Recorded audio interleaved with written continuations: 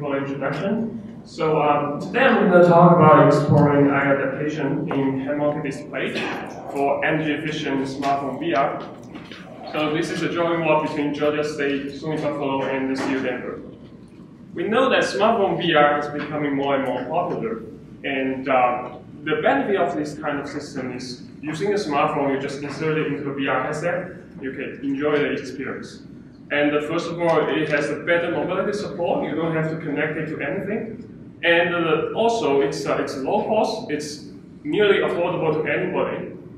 However, the limitation on this type of system is we use a smartphone to render, process, and display everything.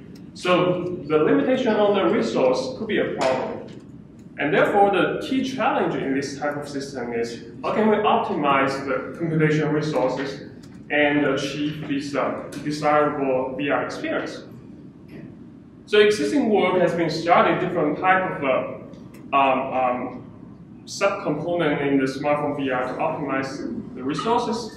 For example, we have works working on graphic rendering. How can we optimize the mapping between equal rectangular and spherical representation? And we also have a large body of work working on content delivery. For example, we can predict user action, and then we can optimize the download of the online content.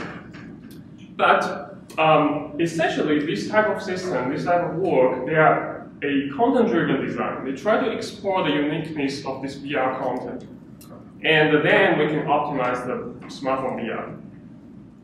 But there's something that is missing in existing work, and we're trying to argue that the missing part is the HMD, head-mounted display, which is a distinct component in VR, which introduces a lot of unique effects on user experience.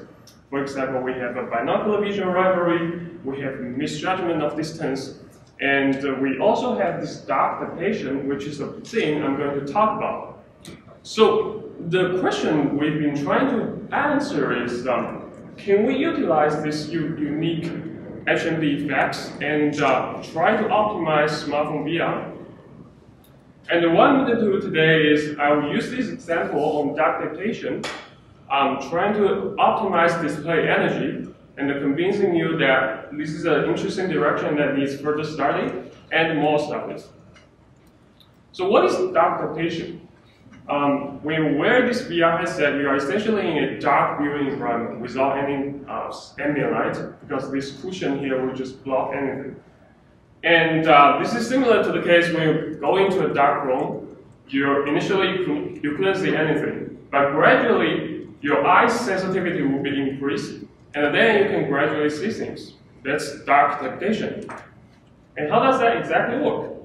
So we know that human eyes has a large range of sensitivity for light level. So we can sense a very dark night sky. We can also sense very bright sunshine.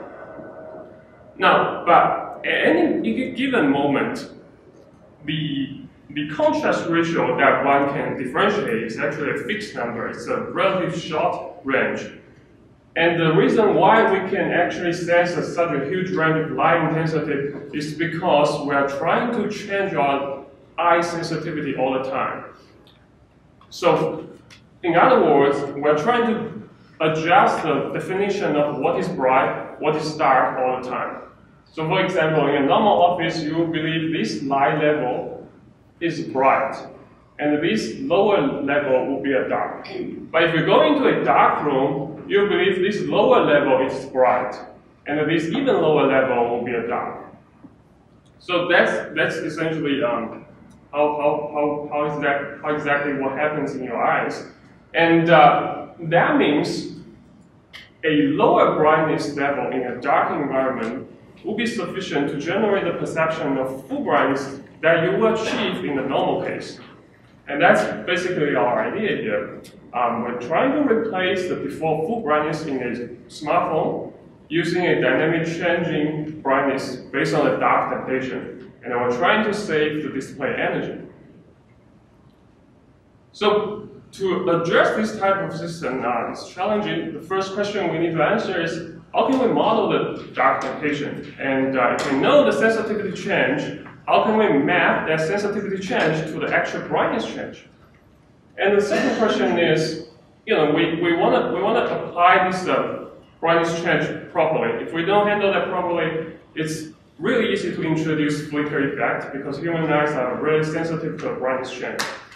So what we did is we proposed this system strips, which runs in parallel with the apps, so it can be run with both VR video or VR games. And about the first question, the modeling. So the dark adaptation is actually being identified by a lot of physiologists, but there's no explicit model there. So what we did is we used a classic experiment and used that data.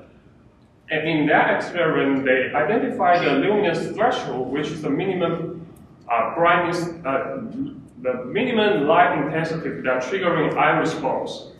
So the experiment will collect this luminance threshold for the user after they stay some time in the dark. So if you can see from this figure, when you're spending more time in the dark, then your luminance threshold is actually decreasing. So that means your eye sensitivity is increasing in the dark with the time. So if you can see in this trend here, we actually have 3 phases. The first one is exponential decreasing, and then followed by 2 linear decreasing. So we can actually model this as a piecewise function, and we can use a standard linear regression to get the parameters here. And you can see that the curve we fit here is actually very accurate with the original data. Now, this is the sensitivity change.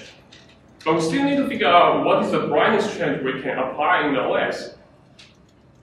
So we know that we have a fixed contrast ratio of our eyes at any given moment.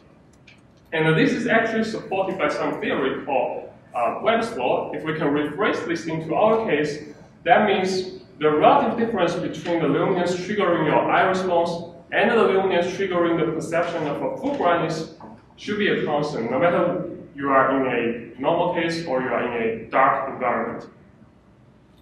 So in the normal case, the relative difference can be represented as this. This is the luminance that generates your perception of full brightness. And this is the luminance that generates your eye response. And this eye response luminance essentially is the 0 point in the dark adaptation curve, because if you're spending 0 time in the dark, then it's a normal case. So this item should be equal to the similar item in the dark environment. So this is the luminance, which is a lower luminance, that generates the perception of a full brightness, and this brightness level will be a lower brightness level. And we'll just call this as a perception full brightness. And the luminance triggering the eye response will be an even lower level. And this is also the dark adaptation curve. Now, since we know this dark adaptation curve, we know the delta mean here, then if we want to derive the perception of full brightness, this item, the only thing we need to know is the lumen function here. So that's the relationship between the luminance and the brightness. So we went ahead and carried out a measurement that get this relationship.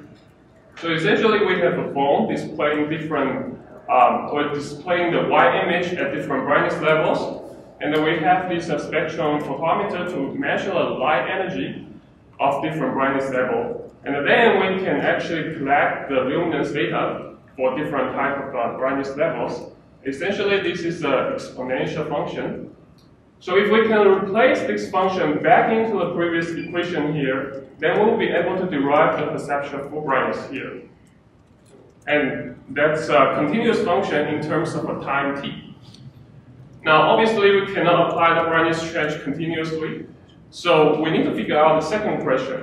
How can we apply the brightness change in a discrete way? How can we determine how fast and how frequent should we apply the brightness change? So if we apply the brightness change in a low frequency, that means we are going to have some kind of brightness change as shown in the red line here.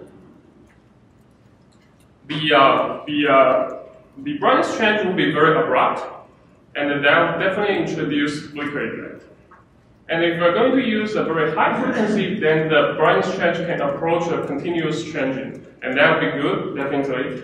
But that might be a problem because there's a hardware limit in the display. It will take a certain time to process every single brightness change request. So that kind of problem is actually confirmed in our experiment. If we're using a very small interval of the scaling, that means a very high frequency of the scaling, we're going to have a relatively high energy observed. The reason is that if we are using a very high frequency, we are sending a huge amount of scaling requests to the display. And because of the given hardware limit to processing one request, the display has to buffer those additional requests one by one. And that means we will take more time to drop down to a lower brightness level. And therefore, we will have a less power saving. So that's a problem I mentioned about the hardware limit. On the other hand, if we are using a large interval, that means we are using a very low frequency. As we can see here, the user experience is dropping down because we are experiencing the flicker effect. So based on that, we go ahead and apply an intermediate level in this region. We use 180 milliseconds to apply this scaling interval. So using this brightness change trend and the brightness scaling interval, we apply this system into prototype using LGG Pro and the HotMobile VR headset. We evaluate the user experience using mean opinion score and the session energy using power meter. So we compare the system with different benchmarks. The first is a full benchmark, which is essentially using a full brightness. And the other benchmark is called linear. Instead of decreasing the brightness dynamically using a dark adaptation curve, we are linear decreasing this full brightness to a level that we're supposed to get. So for example, if we're talking about 2 millisecond, then the dark adaptation curve will decrease it to 0.4 as brightness. Then we just linear decrease it to the 0.4. And the third benchmark we're comparing here is called instant, where we instantly apply the low brightness at the beginning of the session. So this is a result of a 2-minute VR game session. And if you can see here, the display energy for our system streaks is significantly lower than the full benchmark and the linear system here. It's about 52% of a display energy saving than the full. On the other hand, the energy of streak is a little bit higher than the instant because instant is initially applying a lower brightness. But if you can take a look at the user experience, the mean opinion score here, because we're applying a very low brightness at the beginning, the user eyes hasn't been able to adapt to the dark. So that would be definitely a worse user experience. And that's why we can conclude, streaks has a comparable user experience, but we have a better energy performance. And this is another result on a video session and a longer VR game session. So the result is similar, but the difference here is for video session, we are essentially achieving a less energy saving on the system power. The reason is that in video system we have more components, so the total energy is larger. We have a video decoding, video networking, so the percentage of the saving of display is lower. But for the 10-minute session here, we essentially have more energy saving because we have more time to explore the dark adaptation. So in summary, Streak is a system that saves energy for VR, utilizing dark adaptation, and it identifies this opportunity that explore the HMD vision, trying to optimize smartphone VR. And there's a lot of interesting direction that we can carry on. First of all, we assume the general model currently for every user, but obviously different users will have different dark adaptation curve. So how can we address this? And the second point is we currently do not consider the effects of content illumination on the dark adaptation. And how can we address this point is also an interesting question we should answer. And with that, I would like to thank you for your attention, and I'll be happy to take any questions.